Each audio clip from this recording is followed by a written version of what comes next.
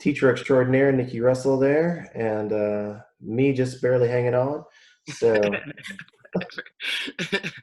happy to help out. We certainly have a few things that we can show you, but it's primarily meant to be a Q&A. So by all means, oh, we lost whoever that was. Hopefully they'll be back.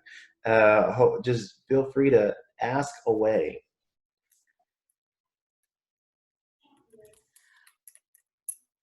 Well, I've been I'm K5 art, and I think one question, and I'm very new with creating a Google Classroom or a platform.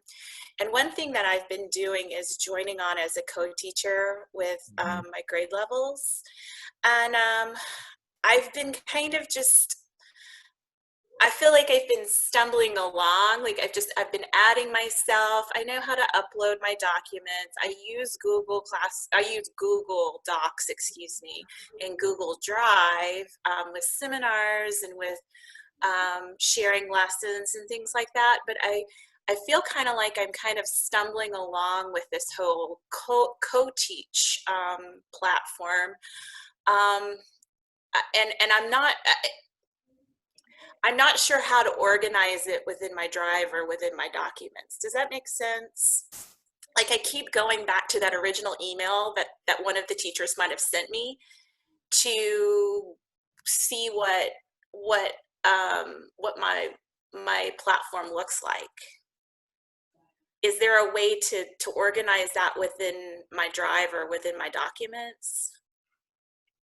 I think it depends on what you're trying to share out. So for example, if you created a lesson on a Google Doc, right? Like a link with some questions, and then you're trying to push that out to all K5. Is that what you're saying? Like you're trying to send that out? Here lately, I've been sending like a PDF lesson plan and just sharing that. And I've had 2 grade levels connect me as I think it says a co-teach, as a and so they have this link that I hit through the email that that is supposed to display that PDF that I sent them. And I didn't know if there was a way for me to see that through Drive or through Docs.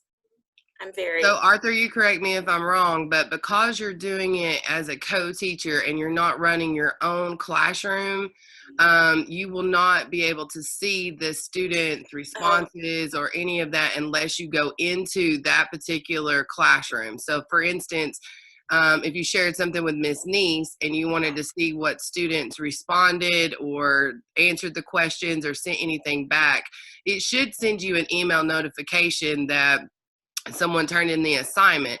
But in order to actually see that student's work, you'll have to go into that original classroom where you are a co-teacher.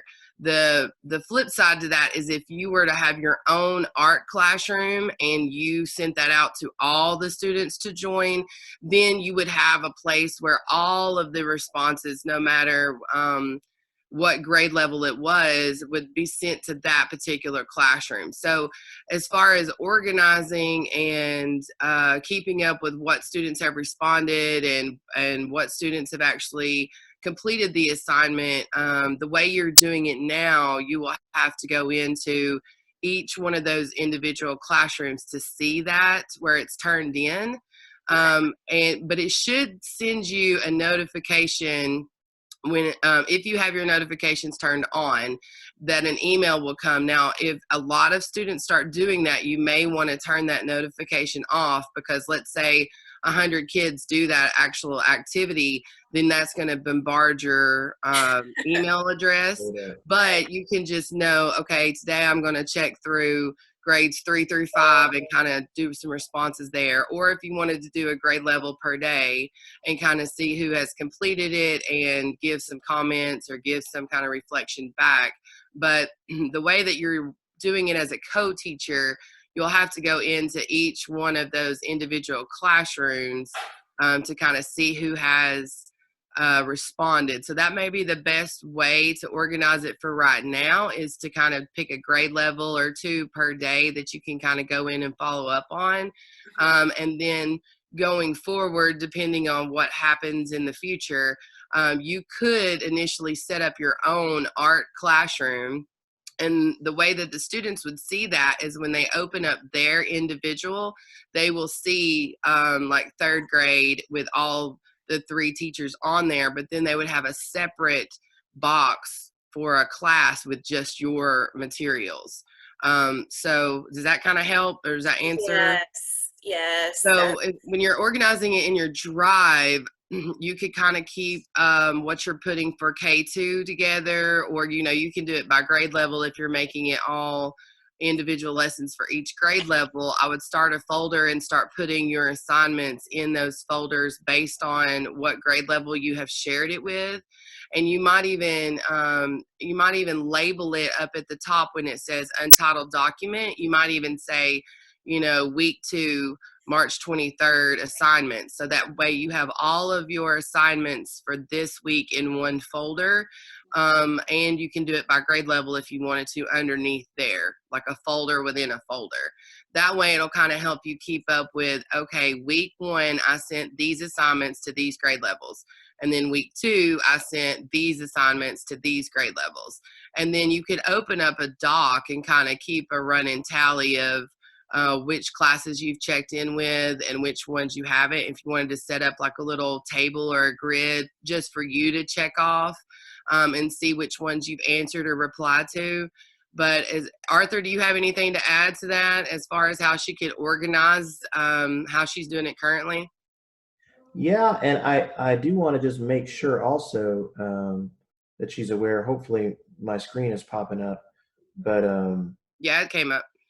the so have you viewed the classes in Google Classroom already, Stacy? So no, and it's mostly my older. It's like 3rd through 5th grade that's working exclusively through Google Classroom. So what I've been doing, I've been invited on as a co-teacher, and I don't see. Oh yeah, this is. I don't see this. I see now. I do have a related arts platform where we're putting our videos that I do see that looks like it looks like this. Like what I'm showing? Yes. Yeah, so I went into classroom.google.com, but I'm also signed in over here on the right with my Google account, and you can see it's the Hamilton County one.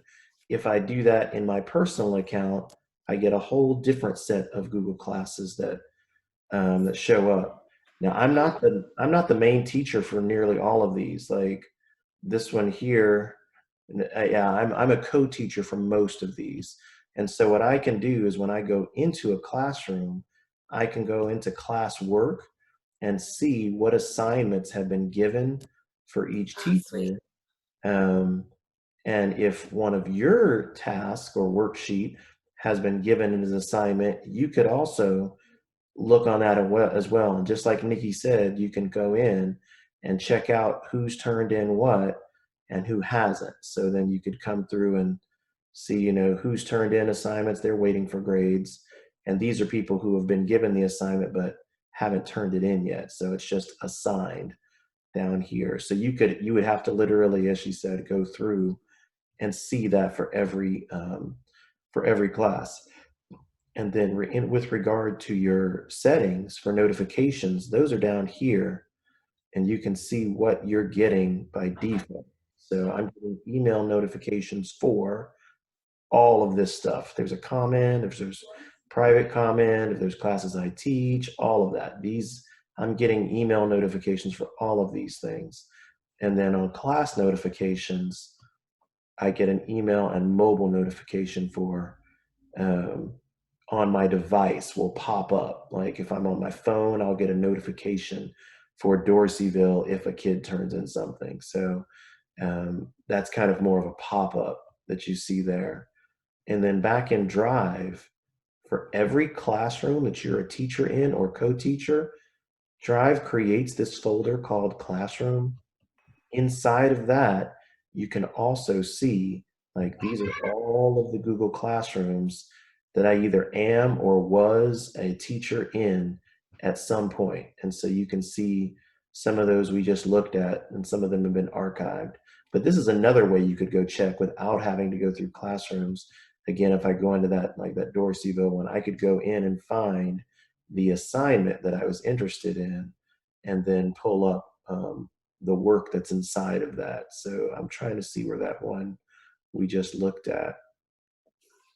I think it was the fourth is strong and fourth or something like that. But in any case, you could go through and see like, oh, okay, I want to see what's going on here. And then I could go and open it up and find the work that's inside of here, maybe inside of this assignment. And this is if the kids have attached things. So here I have names of students, and this is the work that they turned in.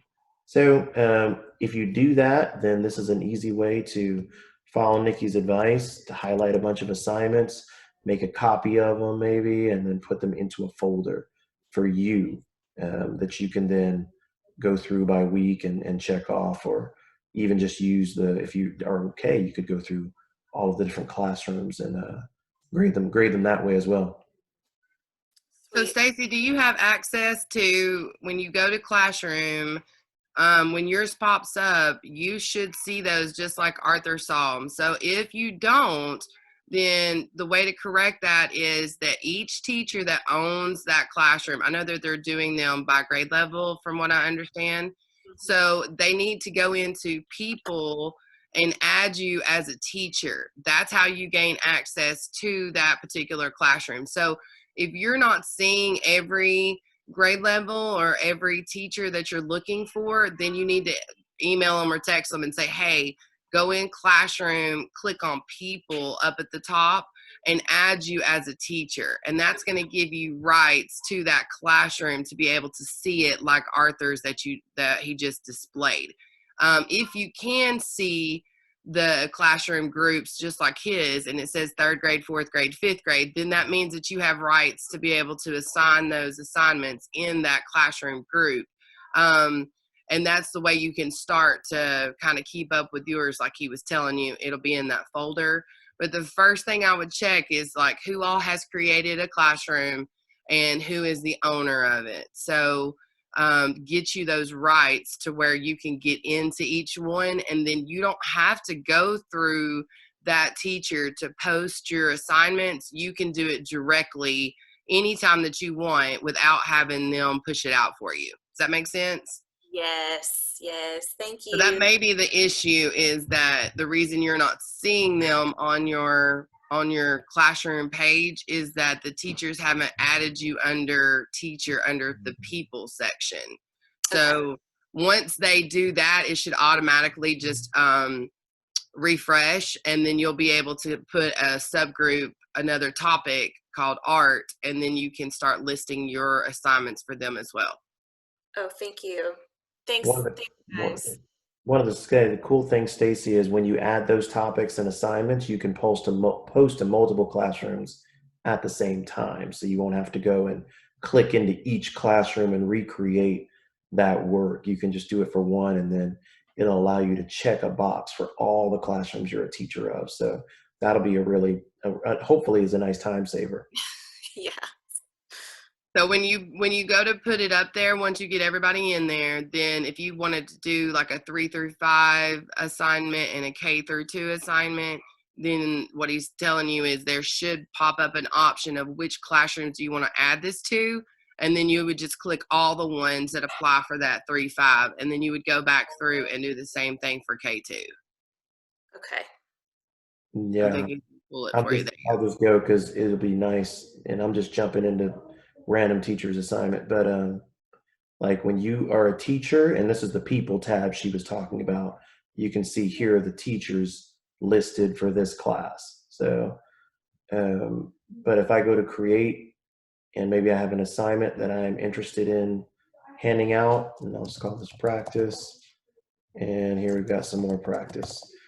When I go to post this, you see right here it says for Dorseyville, but I can check all of these classes if I want to add this assignment to any of these, and it will allow me to post this same practice assignment into every one of these at the same time. So now I'm posting this in 6 classes, and it'll just show up just like you're the teacher, because you are.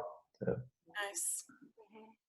And you may want to share this link with the related arts teachers if they're interested in doing this as well. I know that we're starting to do this at my school. We've been just pushing out the STEM lab activities and the related art activity links through our class dojo, because that's what our school has been using until we get all of this up and running for us. So if you wanted to share this with the related arts teachers, then this would be a way for them to communicate through Classroom and kind of see who's interacting, and push it out through Remind or Class Dojo, whichever one they are posting to currently. But this way they don't have to get all of the students into one classroom for them individually. So it's just a good alternative to setting up each individual classroom that the students would have to go into. So that may be an option for you guys as well. Yeah, we've got we have a YouTube link, a platform where we've shared together with all related arts right now. But the only thing on there is our videos, our instructional videos. Mm-hmm. And we've been able to share that with all of our grade levels. But yeah, no, this is definitely, this is an area I've yet to venture into. So this is very helpful. Well, and once you get comfortable with the assignments and putting all that in the different classrooms, there are tons of tools and educational apps that you can actually link with your Google Classroom. And that may be something that we will be talking about more, next week or as PD kind of goes along. But there are definitely, Flipgrid is one of the ones that I love to use all the time, and it has video chats. So you can actually push a lot of those different ones, like Nearpod, and there's a bunch of them right now that you can actually put those assignments in Google Classroom just to mix it up. If you get to where you're like, we've just done a lot of videos and we're kind of ready for the next step, you can take those educational tools and link them with Google Classroom to get everybody there, and it'll just offer something a little differently. There's different ones for virtual field trips when I'm thinking of just about art. Google Expeditions and Nearpod are some of the ones that would actually let the kids go on a field trip, and then you could tie that back to something that you're doing in art so that it's just not just a video. Videos are great. I just know that if you're wanting some variety, to maybe think about those options coming up as well. And we'd be glad to help you, show you how to work those. But if you see another platform, you're like, man, this is really cool, I just don't know how to link it, then reach out. We'd be glad to show you how to do that. Thank you. You're welcome. Hi, Stacy. Hey, Greg. How are you? I'm doing great. I've seen your beau running by the house a couple of times. Yeah. I was like, oh, him. Oh, well. Good for him. See. Cabin fever. Hey, Mary. Good to not see you. Sure. Happy birthday, Mary. Oh, happy birthday. Oh, happy birthday. Mary. Oh, my Mary. I'm Mary. 39 again. Oh, no, 29? Wait, I forget. Maybe I'm 59. Almost. Oh, no, the call's not on. I have a question. Nearpod. Do all of you know about Nearpod? Did all of you get emails about Nearpod? I think I did. Nearpod? I think I got a Nearpod email. Yes, I think it came through today. Did you not? I Arthur, did you? Oh, I didn't see a Nearpod one today. I got one. Oh, no. It should have come either. Some got them Saturday, some Friday. Okay. Friday. I feel like it was last week. Okay, good. Maybe so. It's Maybe just basically saying you have district access to Nearpod and you don't have to pay for stuff. I have a Don't have to question. pay for stuff is good. Can I ask you anything? Ask away. So I'm looking for a set of like digital citizenship or expectations, maybe rules for when you enter for students when they enter Google Meet or Zoom, which I think we're switching over to Zoom because we can't see all the kids and it's mass chaos. If you can't see them all, they're up playing basketball and all kinds of things. But I'm looking for a set of expectations that we could post. I saw one online yesterday. Let me see if I can pull it up and get it to you. Okay. In Alverston, I have a friend who's a Nearpod. I don't know what she is, Nearpod guru, but she's also an art teacher. And she says she uses Nearpod all the time with her, oh my goodness. Yeah, with her classes. I just did art, and they have a bunch of lessons inside of Nearpod.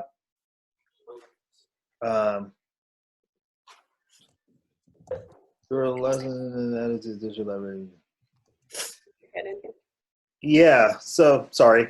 I got off track. Was that Olivia? It was. Oh, Olivia. Ooh, she touched me. Go decontaminate. Right now. Hand sanitizer, all that. Oh. Okay, so it's not doing what it told me it would do. They wanted me to pay money for this. I'm going to have a talk with them.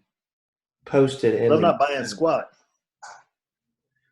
In the chat a link to, this is GoToMeeting, but I think rather than digital citizenship, I'd rather say more like digital etiquette for what does that look like. And I felt like these ones are pretty good, especially as you're considering students in pajama day, like dressing appropriately and all of that is certainly going to be a useful one. But I feel like these are fairly useful and you could definitely tweak them.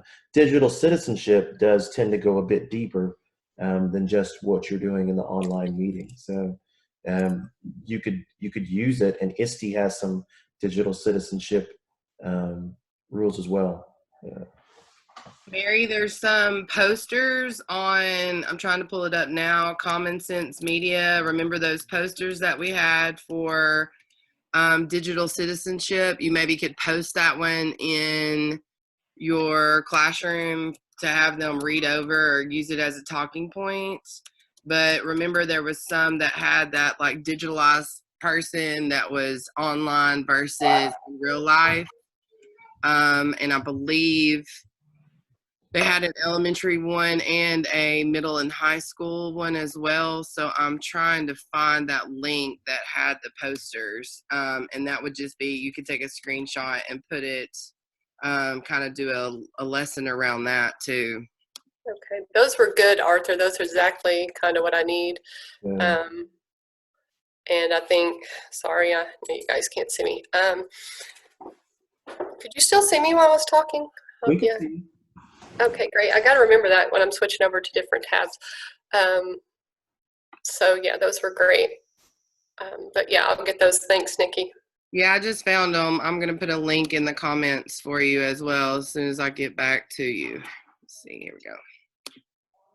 While she's doing that, Brittany had a question about how to use a Chromebook offline. Do you want to elaborate a little bit on that, Brittany, and tell us what you're wanting to have happen offline with the Chromebook usage? Yeah, just say if a student may not be where there's always Wi-Fi, that they can maybe still go to Google Docs and maybe Google Slides to still use it if that's accessible. Yeah, absolutely. You can use those. In fact, I'm not on my Chromebook right now, but I've got one to my left here. I'm going to just disconnect the Wi-Fi and I'll see if this will see what happens.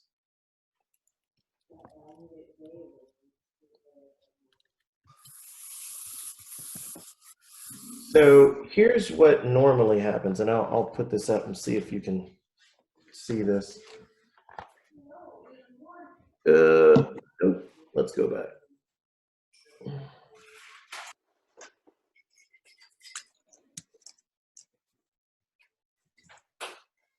Well, the short answer is yes, and then if you want to continue working on content that you were working on before, you have to be a little more intentional. So right now I've got like my directory pulled up here of Google stuff, and it's showing mainly my folders. Um, I can, while I'm offline, I can still go and create new things. You can see here I've got docs and sheets and all kinds of things. I can create anything that I'd like still while I'm offline. The tricky part comes is if a student started something while they were online and then switched to offline, you have to usually enable offline access for that document. And you have to do that while you're online. And then you can carry over to open that document offline, continue working on it, and then it'll sync up once you get back inside of a Wi-Fi access. But let me let others jump in and see what you were having. Oh, this is posters, okay. Thank you, Arthur.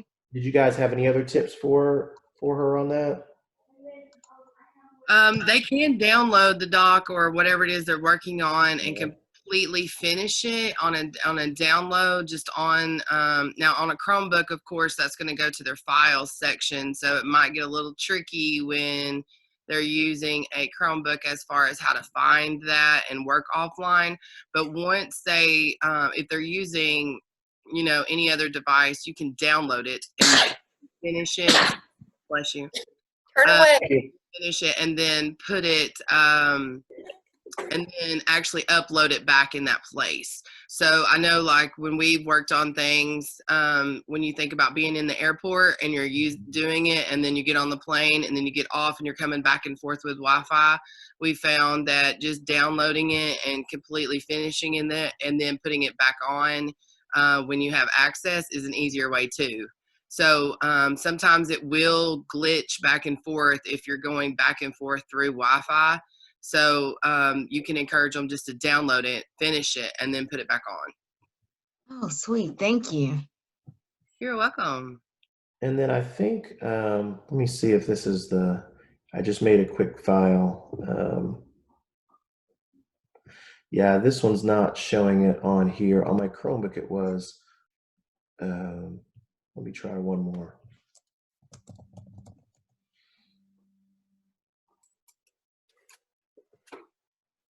One that I'm not the owner of.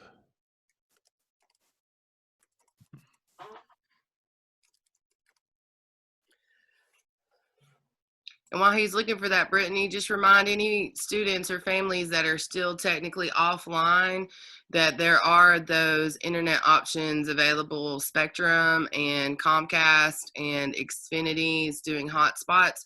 So if they still are technically not getting Wi-Fi access or internet access, that they can still reach out to those particular vendors and go ahead and get signed up for free. Those are no cost, and they will help them hook it up so that they can get access. So if it's an issue of internet costs, that there are options available for them to get free internet, especially through the next 60 days. Thank you. And Office of Innovation and Choice has also, I know there's a few Wi-Fi access point hotspots that have been, like towers that have been placed up around inside the EPB range. For my school, there's two at the Mount Canaan Church, which is on Highway 58, that people can drive up and kind of drive through interneting. That's a word? Drive through interneting and still maintain their social distance by staying in their car, but still get free access. Now, certainly you don't want to do like your banking or anything on it. It's not encrypted, but you can just drive in the parking lot, and then there's towers up that will give them access. I haven't seen the list of other spots. I think there's 5 total up right now because I was selfishly just looking for my schools. But I know that they're focusing on more downtown for access locations. And I think there's a map that Greg, correct me if I'm wrong, but isn't there a map on the HCS website that shows all of those access points? Yes. It's basically a regeneration of the map that the Enterprise Center did a couple of years ago.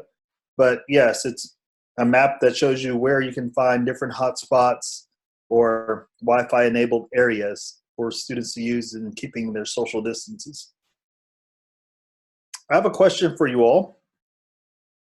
I got a question from a parent asking if teachers are provided with instructions on how to communicate with parents right now with learning at home, i.e. group email or blind copy emails. Is this something where individual administrators are designing communication processes? Is Greg, Mary talking or just moving her head? I'm sure we're not, I mean, we've always had communication ways we implement communication, and it's different for each classroom or grade level. And so some do dojo, some do email, some do remind. And so whatever they've always done, they may be doing the same thing, or I hope I'm answering your question. And then they may be adding email to it. So, but it's different for each grade level, which is fun for me. Yeah, I think we're pretty much there too, Barry.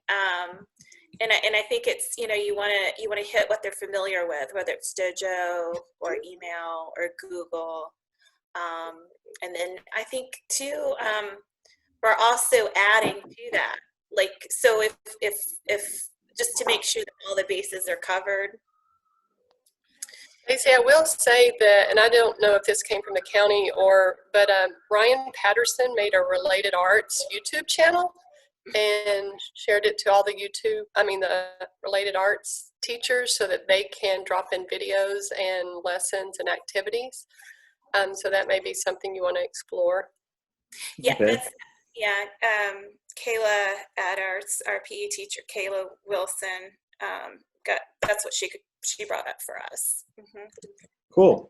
So Brittany Harris, you don't have to jump in, but I'm going to drop a link in the chat. I was looking for this. I didn't want to speak until I found it because I knew it existed. Matt Miller set up one of this whole that textbook conferencing around using your Chromebooks offline. So I just set the link in. It's a lot of stuff that you can read, but like I said, during his Ditch the Textbook Summit, he went into depth on it. I don't know if the video from the summit's embedded in this, but I know there's a lot of stuff in there that he has done. So there you go. Thank you. Awesome. I have go ahead, Arthur. I was just going to say for Brittany's earlier question, it doesn't show up particularly well here, but there is that spot here in File for students while they're online. They can go to Make Available Offline. All of my documents already have that setting, so it's grayed out. But if that's not been enabled, they can make it available offline, and it will go and allow students to continue working while they're offline, and then when they get back on, it'll sync back up.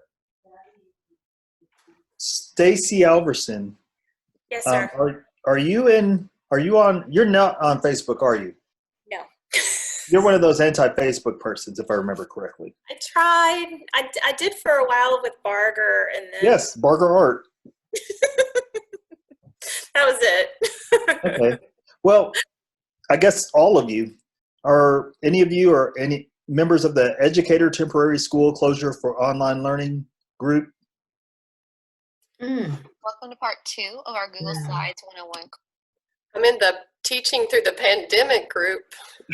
I'm about over them. I don't think I'm on that one. Yeah, that one sounds a little scary, Mary. It does. Oh, no, I said Greg. I'm sorry, what? It's called Educator Temporary School Closure for Online Learning. It's a long name, but amazing results. Now, there's lots of, I don't know, how would you call these people? Lots of edu superstars or whatever that take part in this group. And they post a lot of really great things. And you can search the group by subject matter or other areas. And like I said, it pulls up lots and lots and lots and lots of resources. What's the name of that group one more time? Educator Temporary School Closures for Online Learning.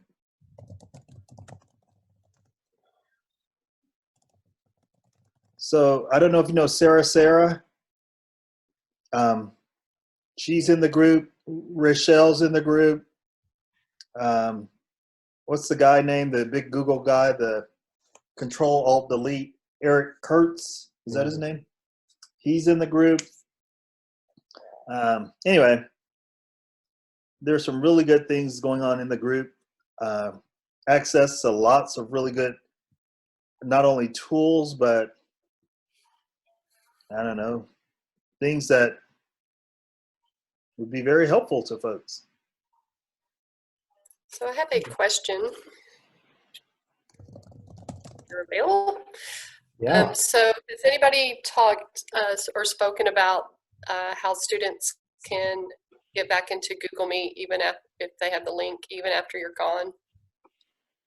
Are you aware of that? Yes.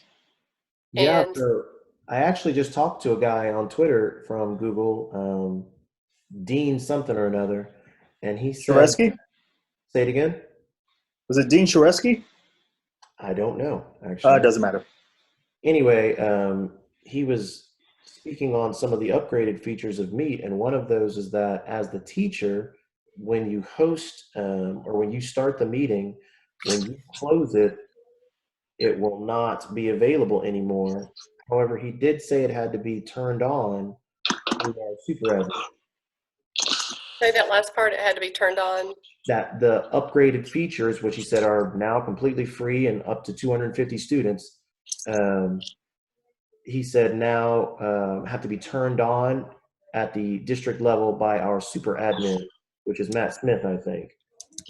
And I forgot Yes. to mention that. Okay. So they haven't fixed that yet district wide, but they have the availability to, is what you're saying? Yes. Have you seen that happen today already? Can you hear me now, Mike? Oh yeah. Yeah, I got you. And then just another difference between Google and Zoom is Google Meet and Zoom is you can't see all the students at once, right, on Google Meet, but you can see everyone on Zoom at the same time. Is that correct? Depends on how many kids, yeah. Yeah, we would have 30 kids. Would we be able to see them all on Zoom? Yeah, Okay. I don't remember what the limit is, but there's one spot. There's eventually, like for the coaches meeting I got onto, we had to use two screens. Like it would fill up your first screen, and then there's an arrow would show to the right side, and you could click that, and it would scroll over to the next part. So Okay. I think we had like 50 people in there, so you couldn't see everyone, but there's some number at some point where you can't see everybody, but it's a good size number. Yeah, I think it's just good for elementary because, yeah, as they're dancing in the kitchen and playing basketball while you're in classroom, not everybody can see them. So that's needs to be, Google needs to address that too, that you can't see everybody. So if we're going to use it, but I don't know if that's in the update. Do you? I don't know that you can see more faces. He didn't mention anything about that.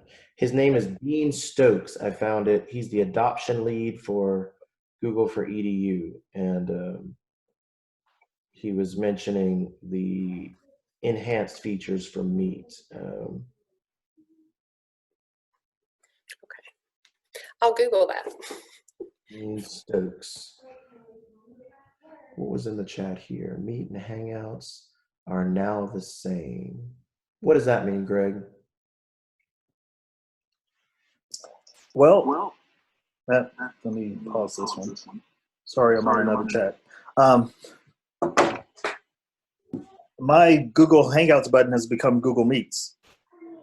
It's the same thing on my device. I don't know if it's just the way it works, but if I try to go to Hangout, it goes to Google Meet. How does it work for you all? Mine still shows Hangouts. Arthur, if you go to your apps and try to update Hangout, see if it'll switch over to Meet, because maybe it's, on your phone, if you haven't updated the apps will sometimes stay in the older versions. So look and see if there's an update for your Hangout. Girl, my apps stay updated. I mean, I'm just saying. There are Go no ahead. flags on my devices. They stay current. But I've had that happen in one of my other apps because I was like, I don't understand, like Apple Friends and Find Friends is now like something 360. But because I had friends on there, it never would update until I did that. I'm double checking just because you said that, but I mean, just try it. I'm just saying, turn it off. Turn Yeah. When I went on, it pulled up my thing because I tried Google Meet yesterday, but when I pull up Google Hangout, it like merged it. So you're right. Thanks, Greg. but y'all are on them fruity phones, right? Yep. Come on and cross over. I ain't crossing the dark side. But I think that's why. It's because your phone remembers it the way you downloaded it, depending on what device you have and how your settings are. So I know in that particular app, I kept having problems with it updating to the new version until I went actually in the app store and hit update, and then it merged the two.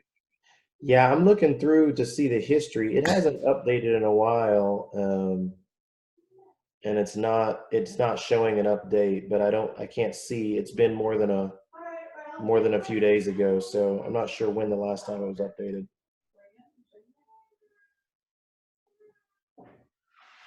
Okay, so I had a question too that I've had a couple of teachers ask me about, and I know that we have feelings about this, but I think it's something that teachers are trying to do. So when they're trying to take a worksheet or a response sheet to something that they're doing, they're wanting to know how to convert that into a digital worksheet to put into Classroom.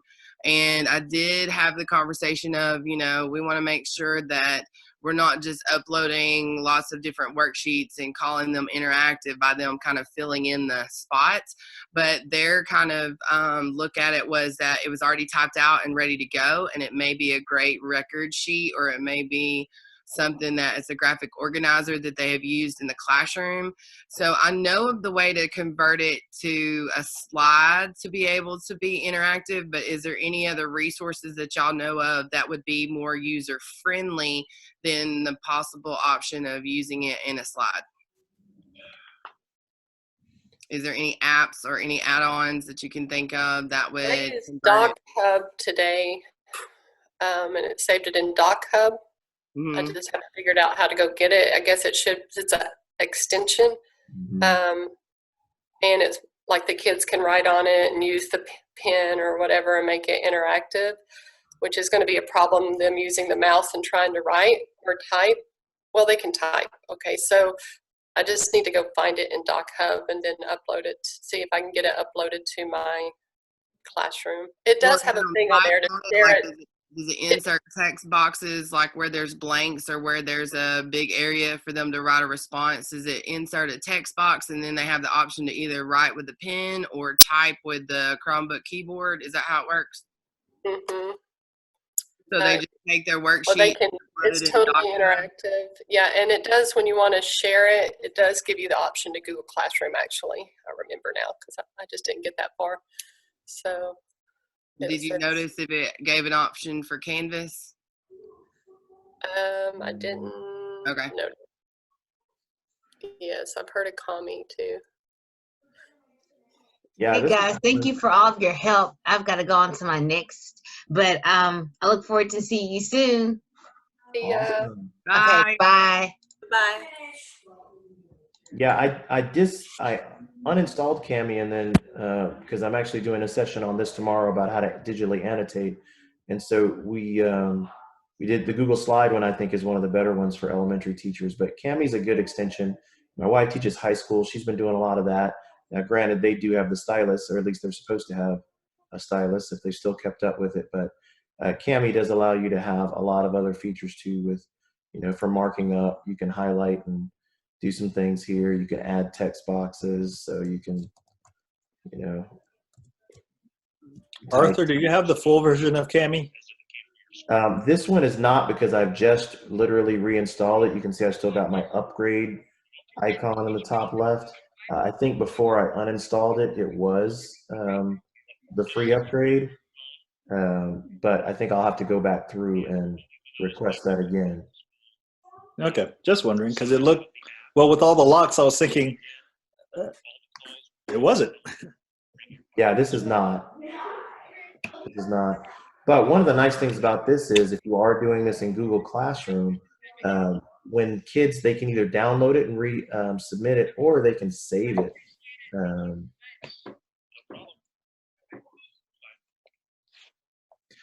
You can upload it straight into your Google Drive, and it'll go ahead and make sure that you can keep the annotations on there. Let me move I have this box keeps getting in the way. So Arthur, as you're doing that, I haven't used Cami very often, but once you make the original and you put in your text boxes and you get it like you want it, then you push it out to Classroom. Do you have to make multiple copies of it so that the students aren't typing over each one, or how do you push it out to multiple kids? Yeah, so if this was my worksheet, I would definitely do exactly like you just said. I would go ahead and download it or put it in Drive, and then I would go ahead and attach it and make a copy for each kid, like I would do for pretty much I'd pretty much do that with all my students.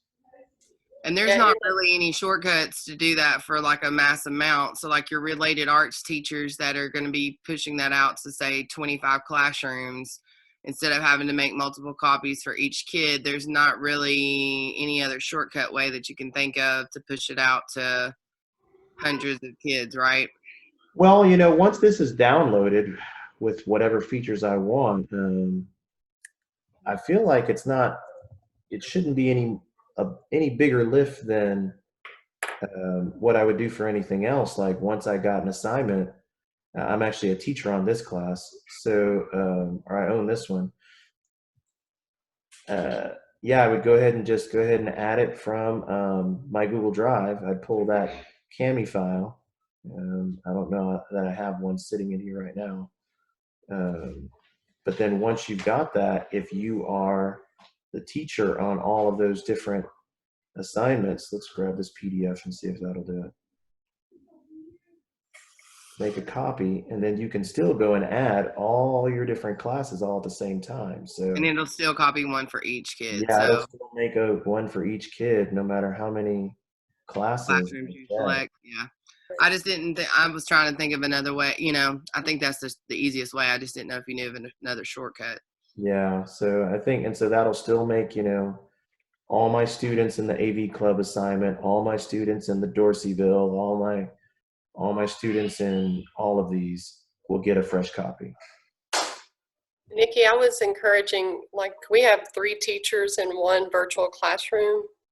And so we made topics for each week for an assignment, for classroom work.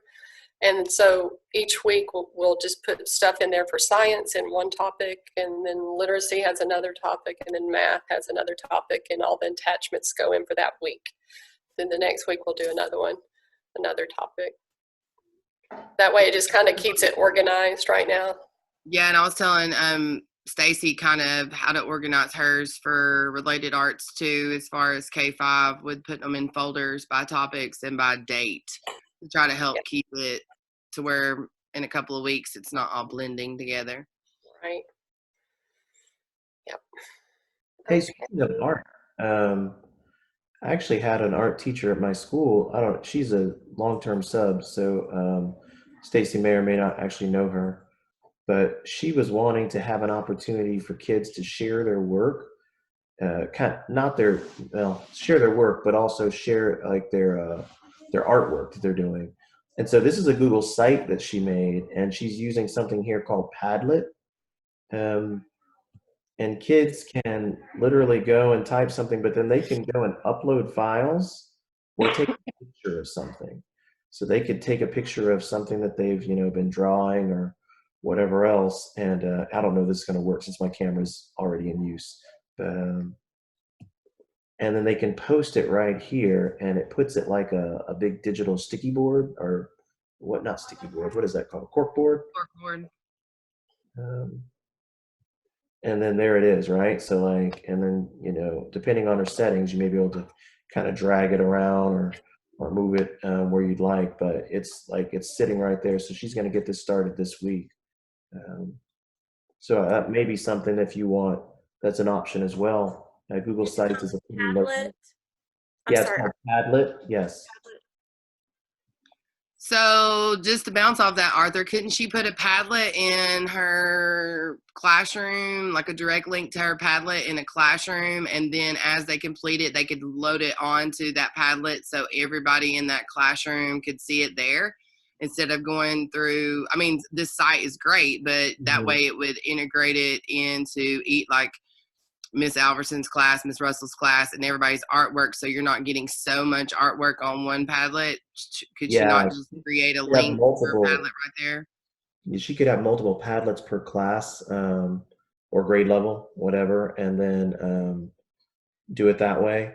I think this teacher's thinking she's not going to get a ton, right? So she is split between two schools though, so this is an easy way to kind of merge the work for both schools. But right now, You could also share a slideshow in the student per class or whatever, per grade, and they could put, each student could put theirs in a slide. that's true. Although I wonder if you give them editing rights to the slide, they could go and delete someone else's stuff. Right, that's what I was about to say. Was Yeah. you would have to be worried that they would That's true. delete Or out. they could, or you could just, I wonder if you can send out a slide to each student, share a slide, and then they submit it. But I think the Padlet's easier. It depends on the age of the kids, right? Yes.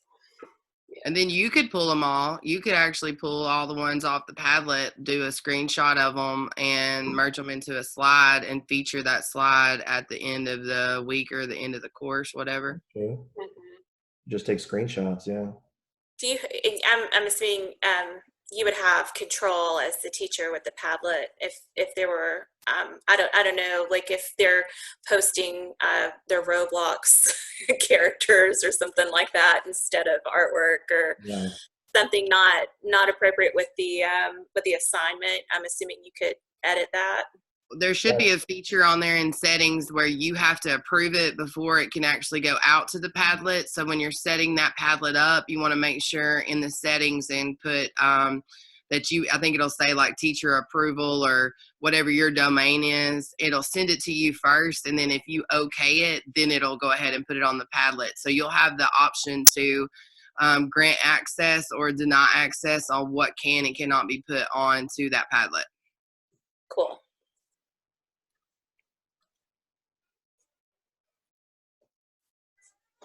And then Stacy, I was going to say, once you get invited to be a teacher to all of these different things, be aware that, at least for me, all of my notifications by default go into clutter.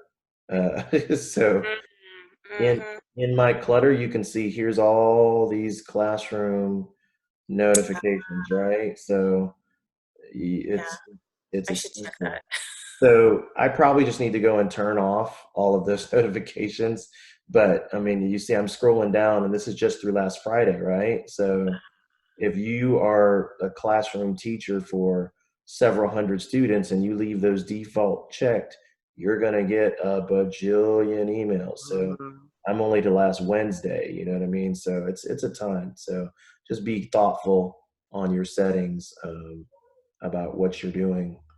And there's a way you can create a folder on your Outlook over there on the left-hand side if you wanted to just consolidate, if it was where a student communicated with you and you communicated back through Classroom, just an email. It'll be in your Classroom as well, but if you wanted to start dragging and dropping those emails into a separate Classroom folder to where you have record and documentation of you communicating directly with that student. I've done that as well, where you just make a new folder in Outlook and just put, I've been naming everything CV, right? Coronavirus. So I put CV communications or whatever. So that way, every time that something comes through for these specific weeks, then you have a separate little box where you can search that student's name and not have to go through 9 million emails to find it. Got it. And the notifications, the settings, that is in Google Classroom's left-hand column, right? I can change Could Okay. be. And if you turn that off for you, it won't turn it off for everyone else as far as the teachers in that classroom. So if you notice that they're getting bombarded as well, you might want to just show them that feature. The only thing you want to remember is that if you turn that off, then you're going to need to go into the classroom to kind of see if there's anything there, because you won't. If a student's trying to reach out, or if something's trying to let you know when they've turned in an assignment, then you just kind of have to go back and navigate through the classroom to see what's happening, because you won't be getting those in like chronological numerical order as far as time stamped and all that. Gotcha. Okay.